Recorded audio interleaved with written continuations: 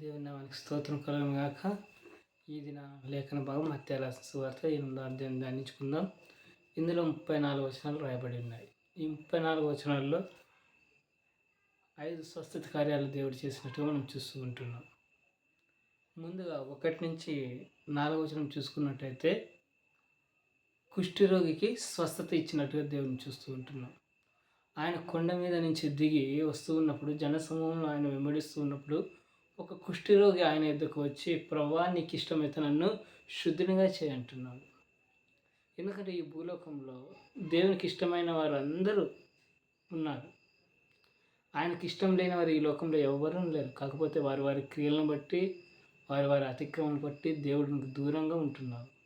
ఇక్కడ కుష్ఠరోగి చూడండి, నీకు ఇష్టమైతే నన్ను శుద్ధినిగా చేయ ప్రభు అంటున్నాడు. మరి యేసయ్యకి ఇష్టమైన వారు ఈ లోకంలో అందరూ కదా, అందరినీ ప్రేమించే దేవుడు కదా ఆయన. అందుకే ఈ కుష్ఠరోగి యేసుక్రీస్తు ప్రభువారు నన్ను స్వస్థపరచగలడు అనే నమ్మకంతో విశ్వాసంతో ఆయన ఎదుకు వచ్చి, నీకు ఇష్టమైతే నన్ను శుద్ధినిగా చేయ ప్రభు అంటే యేసయ్య అంటున్నాడు, నాకు ఇష్టమే, నువ్వు శుద్ధుడు కా అనగానే వెంటనే వాని రోగము విడిచెళ్ళిపోయింది.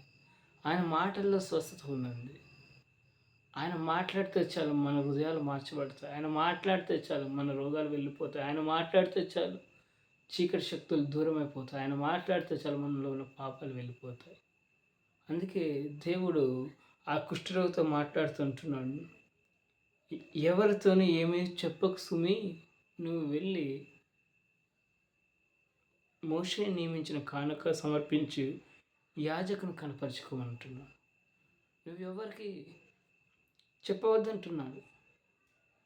ఎందుకంటే ఎంత మంచి దేవుడు. మనం కొంచెం ఏదైనా ఒక్కొక్కరికి సహాయం చేస్తేనే, నేను 100 రూపాయలు సహాయం చేస్తాను, వీరికి సహాయం చేస్తాను, ఎంత గొప్పగా చెప్పుకుంటున్నాను. కానీ దేవుడు ప్రేమామయుడు, కరుణామయుడు. ఆయన అంత గొప్ప స్వస్థత ఇచ్చినా కూడా ఆ రోగితో అంటున్నాడు, ఎవరితో ఏమీ చెప్పకు సుమి. మన జీవితంలో కూడా మనం చెప్పవద్దు అన్నవి విస్తారంగా చెబుతాం, చెప్పాలి అన్నవి చెప్పం. కానీ దేవుని యొక్క వాక్యం తెలియజేస్తుంది, ఆ కుష్ఠరోగితో ఎవరితో ఏమీ చెప్పక సుమి అంటున్నాడు.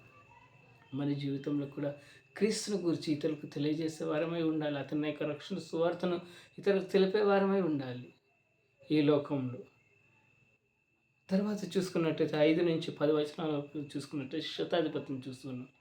అతని దాసుడు పక్షవాయు రోగం చేత అనారోగ్య స్థితిలో పడి ఉండగా, ఆ శతాధిపతి కూడా దాసుడు అంటే ఎంత ప్రేమ చూడండి, ప్రేమించాడు ఆ దాసుని. తన ఇంట్లో పనిచేసే దాసుని ప్రేమించి, అయ్యా నువ్వు నా ఇంటిలోకి రావాలంటే యేసయ్య నేను ఇప్పుడు రానా అంటున్నాడు.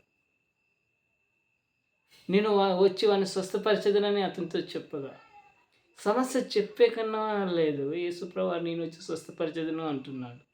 ఎంత మంచి దేవుడు ఆయన. కానీ ఆయన అంటున్నాడు శతాధిపతి, ప్రభువా నీవు నా ఇంట్లోనికి వచ్చేటకు నేను పాత్రను కానీ యోగ్యుడును కానయ్యా, నువ్వు మాట మాత్రం సెలవిస్తే చాలు నా దాసుడు స్వస్థపరచు. ఎంత విశ్వాసం, ఎంత నమ్మకం యేసుక్రీస్తు ప్రభువారి మీద.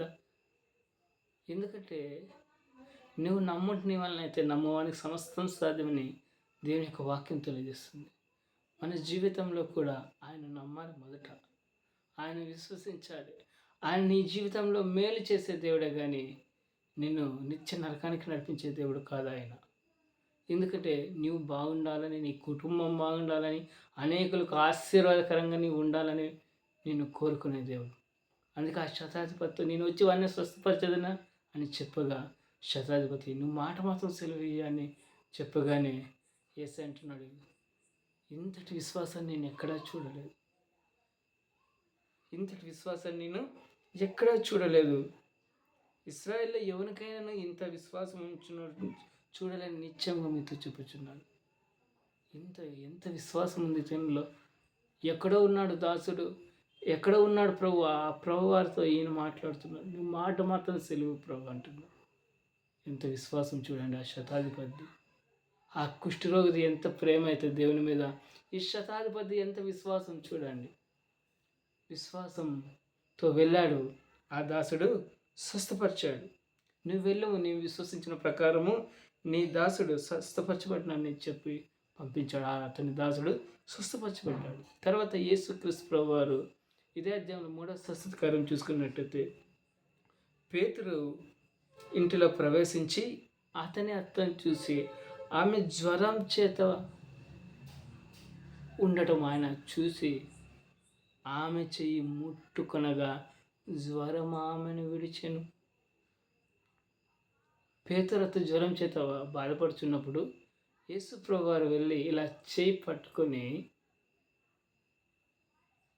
ఆమెతో మాట్లాడగానే ఆమె జ్వరం వెళ్ళిపోయింది. ఎంత గొప్ప అద్భుతం! ఆయన మాట్లాడితే రోగాలు వెళ్ళిపోతున్నాయే, ఆయన మాట్లాడితే స్వస్థకార్యాలు జరుగుతున్నాయే. ఎందుకంటే ఆయన నిన్ను నన్ను రక్షించడానికి ఆయన ఈ లోకానికి వచ్చాడు. ఆ తండ్రితో ఆదాము వాళ్ళు చేసిన పాపాన్ని తెగిపోయిన ఆ బంధాన్ని తిరిగి జత చేయుటకు ఆయన ఈ లోకానికి వచ్చాడు. అందుకే పేతురు అత్త చేయి ముట్టగానే ఆమె జ్వరము విడిచిపోయి ఆమె లేచి ఆయనకు ఉపచారం చేయసాగింది. ఆమెకు జ్వరం ఎప్పుడైతే స్వస్థత కలిగిందో ఆమె లేచి యేసుక్రీస్తు ప్రభువారికి ఉపచారం చేసింది, అంటే సహాయం చేసింది. మన జీవితంలో కూడా మన చేయి ముట్టుకుంటే ఆయన నీ పాపం నుంచి కావచ్చు, నీ శాపం నుంచి కావచ్చు, నీ అప్పుల సమస్యల నుంచి కావచ్చు, నీ ఆర్థిక ఇబ్బందుల నుంచి కావచ్చు, ఆయన చేయి పట్టి లేవనెత్తాడంటే నిన్ను తలగా నియమిస్తాడు. దేవుని బిడ్డలారా, నిన్ను తలగా నియమిస్తానే కానీ తోకగా నియమించున్నాను. ఆయన చెయ్యి మన మీద ఉండాలంతే. మన జీవితంలో ఆయన చేయి మన మీద ఉన్నట్టయితే ఆయన లేవనెత్తువాడు. పేతురు నీళ్ళలో మునిగిపోతున్నప్పుడు ప్రభువా అని గట్టిగా అరిచాడు. యేసే వెంటనే చేయి పెట్టుకుని లేవనెత్తాడు. మన జీవితంలో కూడా గొప్ప కార్యాలు చేసేవాడు ప్రభువైన యేసుక్రీస్తు వారు. సాయంకాలం అందు జనులు దయ్యంలో పట్టిన అనేకులను ఆయన ఎదుగు తీసుకుని వచ్చి ఆయన మాటలను దయ్యంను వెళ్ళగొట్టి రోగులను స్వస్థపరచను. ఎంతోమంది అపత్రాతం పట్టిన వారిని తీసుకుని వచ్చారు, రోగులను తీసుకుని వచ్చారు. ఆయన వెంటనే స్వస్థపరిచాడు. అందుకే ఆయన అన్నాడు, బలహీనతలను వహించుకొని మన రోగమును భరించిన ప్రవక్త అయిన యేషయా ప్రవక్త ద్వారా చెప్పబడినట్లు ఈ కార్యము జరిగింది. మన జీవితంలో కూడా ప్రభు మనల్ని ప్రేమించేవాడు, ఆదరించేవాడు, స్వస్థపరిచేవాడు ఉన్నాడు. తర్వాత ఇంకా చూసుకున్నట్టు ఒక శాస్త్రి వచ్చి, బోధకుడా నువ్వు ఎక్కడికి వెళ్ళినాను, నేను వస్తానంటే ఎస్ అంటున్నాడు.